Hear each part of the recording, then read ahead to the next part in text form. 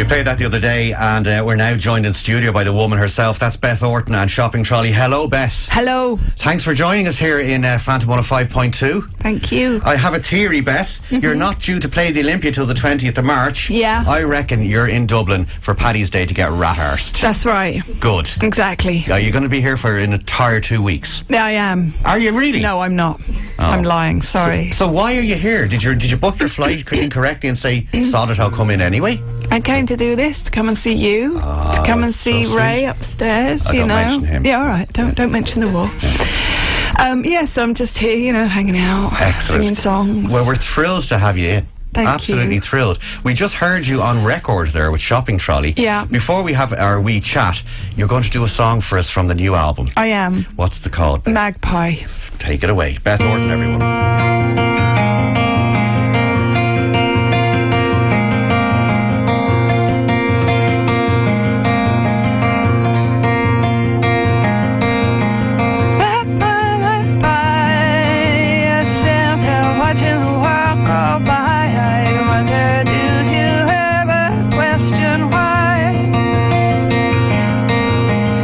Honest about something? Sure.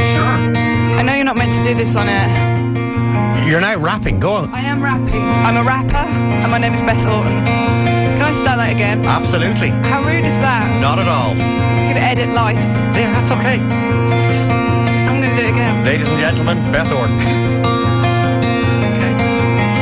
Magpie, magpie, I stand here watching the world go by. I wonder, do you ever question why?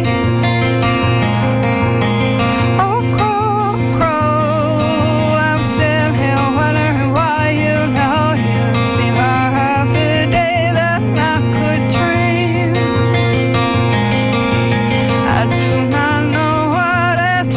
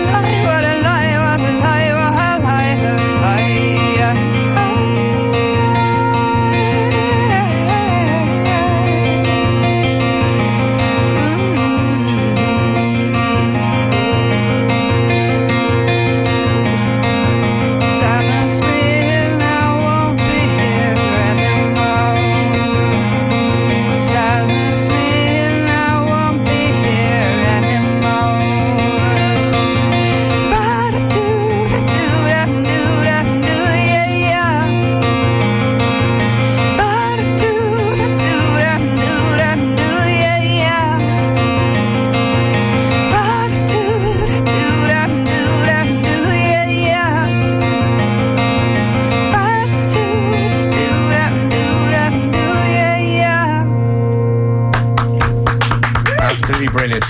Beth Orton, Magpie, from the new album Sugaring Season, which everyone should go out and buy.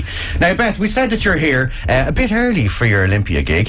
I know. In fact, 2 weeks early. It must be a very long sound check. Yeah, it's a very long sound check, yeah. So what are you going to... How long are you here for? I'm just here for the day. Are you flying back tonight? Yes. Oh, that's crap. Did you fly in this morning? No, I flew in last night. Oh, what did you do? Did you go out? Oh, I had the wildest time. Did you? Yeah. What did you actually do? I went to bed. Ah, Jesus. Yeah. What time did you get in? At 11. I suppose. Yeah. Yeah, you could have had a walk around the city. I could have made the effort, couldn't I? Well, you could have, you know.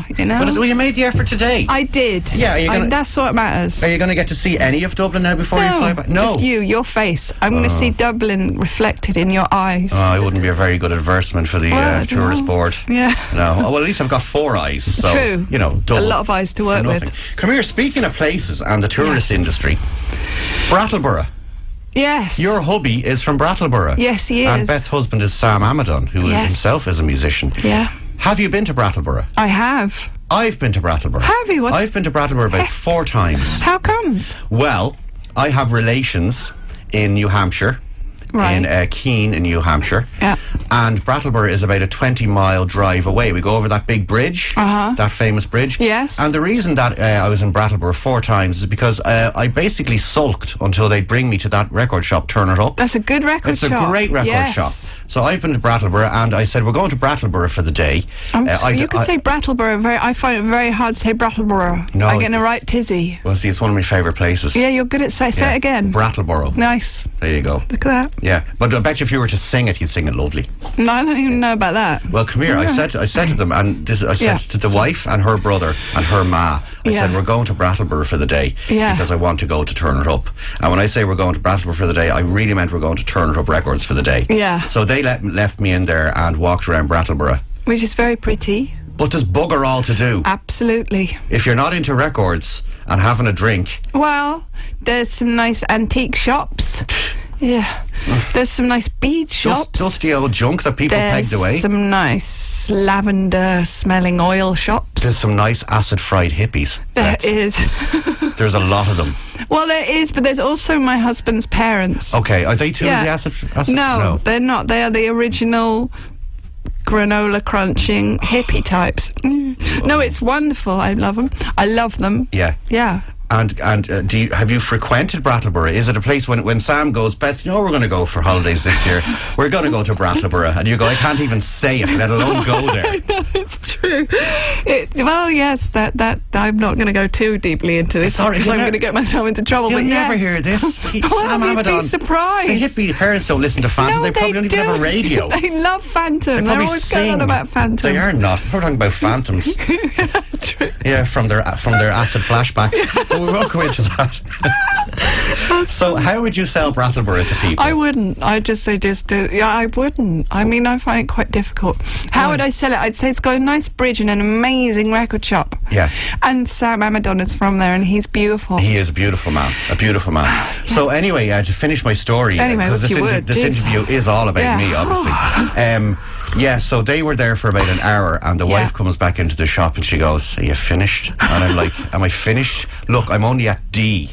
So, you know, they had to go and basically they had to go and have a few drinks and stare at each other for about 5 hours. That's nice. We never went back to Brattleboro. No, I thought you just said you went there 4 times. This is the last time we were there, you see. the last 4 times. Nice. So, but we go every year to New Hampshire. You do? We do. So you really do? Oh, yeah.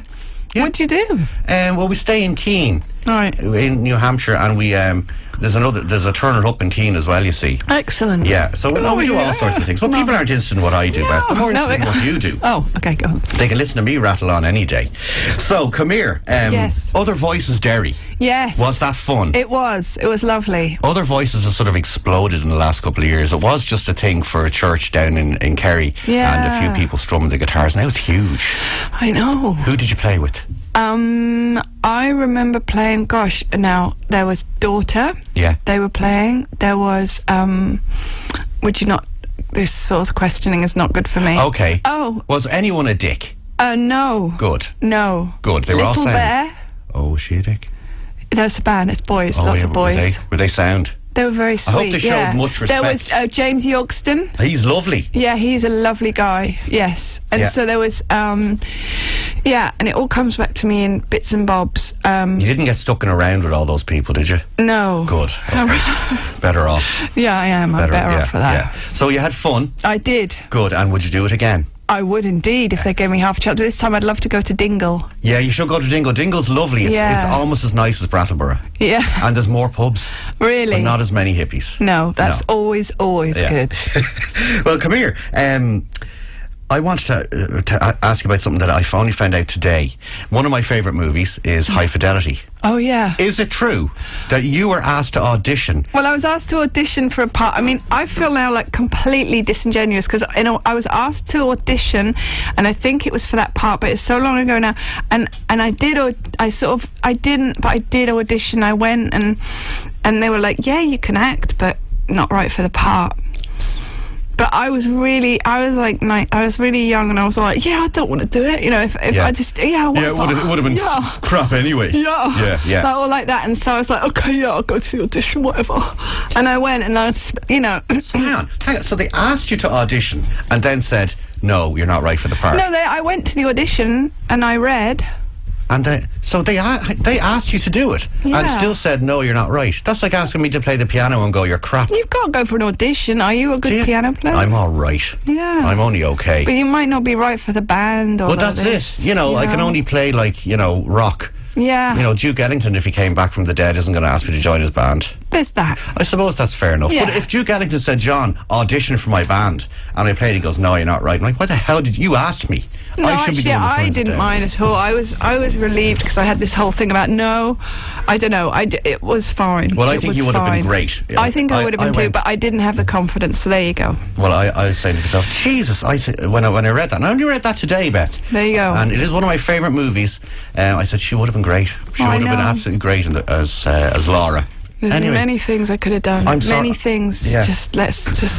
Well, that's all Stephen Frear's fault, so he can take that to his grave, the old sod. Yeah. Well, come here now. We mentioned the gig in the Olympia. You're playing a few dates around Ireland, though. Yes. And people can check out all the dates at bethorton.com. Yeah. And then what are you doing then? Well, then I'm playing the UK. Well, so I'm starting on the 19th of March. I'm playing the Royal Albert Hall. Wow. With Ryan Adams. Excellent. For the Teenage Cancer Trust, and then straight away the next day coming to Dublin and playing here at the Olympia, and then doing I think Galway after that, and then Kilkenny, and then 2 nights at Cork. At 2 nights in Cork. Sold one out, didn't I? Sold one out. Cork, whatever. There's a few tickets left. So whatever. You'll hang around in Cork for 2 nights, but you'll fly home from Dublin the same day. Do you know what I mean? Oh, and then anyway, talking about me a bit more. Sorry. Then I'm doing a tour of the UK. Yeah. Okay, and then I'm doing a tour of Australia. Jesus. And then I'm doing a tour of the west coast of America, and then I come home and do some festivals, and then I do the east coast of America. Is most of you doing that for the duty free?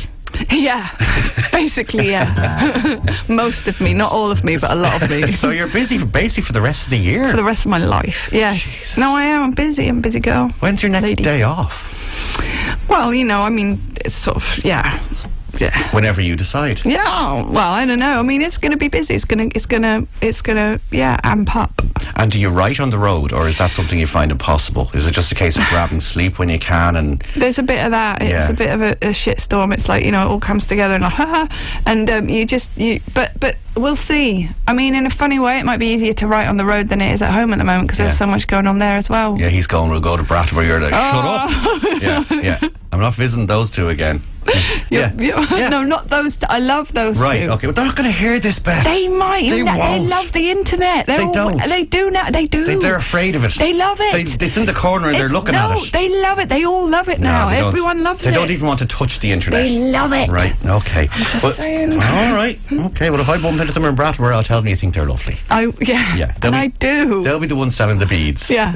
Come here, last question I have for you. With Record Store Day coming up on the 20th of April, which I'm a huge fan of. I think it's great, apart from the knobends who buy all the limited edition and then put them on eBay. But that's beside the point. I was just going to say something that I shouldn't say on air, and I'm glad I stopped myself. What? Well, those people who do that sort of thing. Yeah. I mean, that's just despicable. It's the people who want these, like, bits of David Bowie picture discs. Yeah. And you get all the people coming in, selling them for inflated prices. It's not right, Beth. It's all messed up. It's not. Now, you would never do that with a piece of music. You would never profit from a piece of music that wasn't yours. Sure you wouldn't. No, I wouldn't. You wouldn't download, you wouldn't tape songs off the radio when you were younger. Downloading and taping songs off the radio when you're like 8 years old on a really crappy pink like cassette that's about to fall apart, and it's like, okay, I'm gonna press record now. I'm gonna press. Oh, there we go. And there's like, you know, like Paul Young, wherever I lay my hat. That's for example, that's my home. And you've got that, but you've missed off the front of the song and the end of the song. It's like, hey, you're listening to yeah, exactly. That's not quite the same as downloading. Okay, well, what I'm going to ask you, Beth, is... But I did do that a lot. So did I. So did I. But only because I was 10. I know, but it was the best thing to do on a Sunday afternoon. Yeah, of course it was. In fact, me and my brothers would all sit in different rooms trying to, like, tape different... Here's a question for you. Every time I hear Man-Child by Neneh Cherry, I think it should be followed by Bohemian Rhapsody by Queen. Right. It's like, that's the song that follows that, purely because it was a compilation. I love Neneh Cherry. In fact, we should play Neneh Cherry because she's genius. I love Neneh Cherry as well. She's the best. She's absolutely brilliant. Even though the first, when Yusuf N'Dour starts singing 7 Seconds, the first line he sings sounds like Pulling Myself. Listen to it. But anyway, I want to ask you about the record that changed your life, or the song off the radio that you taped that changed your life. Well, I don't know. I don't know what record changed my life. I mean, I think in a funny way, it's probably, I mean, one of the records, and I hate the question, and I kind of hate you for asking it, I'll be honest. I like sort of want to walk out. I just, I've had it up to here. I'm thinking I'm paid to do this. I'm getting paid to do this. No, do you do this by choice? I should be getting paid to do it. Anyway, but I would go with the White Album. Just for shits and giggles, I would. Would it be better as a single album? No. No. What do you think of people who say it would be better as a single album? I've never heard them, and I never want to meet them. Good, okay, because I'm not one of those people. No. You have to have Savoy Truffle and Revolution 9 on there. You have to have it all. Because it makes like Rocky Raccoon sound even better. Yes. So, come here then. The White Album, what age were you when you first heard it? I was like 14, that kind of age, with my friend Carol, and before we'd go out we'd put on the White Album, and I don't think I knew what it was doing to my brain, but it was expanding it in all directions. It was doing good things to my brains. Because didn't you do a cover of I Me Mine for a Motor compilation? Yeah, I did. Well, they did the White Album a couple of issues before that. They re-recorded the White Album. What song would you have picked if you had done the White Album? That is a really hard question, and I don't have all the songs in front of me right now. Well, if you know the answer. Yeah, well, I do. Shut up. But I mean, I've never thought of that. That is a question to ask a young lady in her prime. Right, okay. What would I do? I would, and I'm not going to say Blackbird. I'm not going to segue into that. Okay, well, that would be cool. I know, wouldn't it, though? Well, let's park that for a minute. It's very obvious, but shall we do Blackbird? Do you want to... Yeah, in a minute. I just want to wrap up and say thanks for coming in. And then we'll go, so, if you were... We rehearsed this. Sorry. Right. Beth Orton plays the Olympia Theatre on the 20th of March. She is staying in Dublin until the 20th, so if you see her around Dublin town... buy her a pint. Buy her a pint or a sweet sherry or whatever she likes. Yeah. Go and see her in concert and buy her new album, Sugaring Season. Beth, it's an absolute pleasure to have you in. We're delighted that you took the time. Thank you. I don't know what it's like for rock stars, and yes, you might hate that term too, and hate me more for using it. No, get on. But I only discovered recently that it's actually difficult for singers to sing in the morning. Right. I heard that on a Billy Joel interview. He said, when I can't sing in the morning. He was on Howard Stern. He says, I can't sing that song for you in studio because... It'll sound rubbish. Yeah, but you did it. And you sounded wonderful. Did I? Yes. Yes, it's hard. It is hard. Yeah. I sound like a caveman at, like... 11 o'clock. Yeah. So thank you very much for coming in and performing, because some people go, oh, they have to protect their voice. Yeah. You know, I talk for 4 hours. Yeah. Piss off, you know. Anyway, Beth. Thank you. If you were to cover a song from the White Album. Yes. What album would it be? What song would it be? Well, but you don't understand, I have a brain like a sieve, but I want to say the... Oh, Blackbird, probably so. But yes, I wouldn't do Blackbird. But if you want me to... this song, yeah, just to play start it. Again, hang on. If you were to cover a song from the White Album, what one would it be? Rocky Raccoon. No, I don't. Blackbird. You're not coming Blackbird. back. Blackbird. Okay. It would be Blackbird, right? Yeah. Beth, please, the Olympia Theatre on the 20th of March. Thank you very, very much, Beth Orton. Thank you. We are Phantom.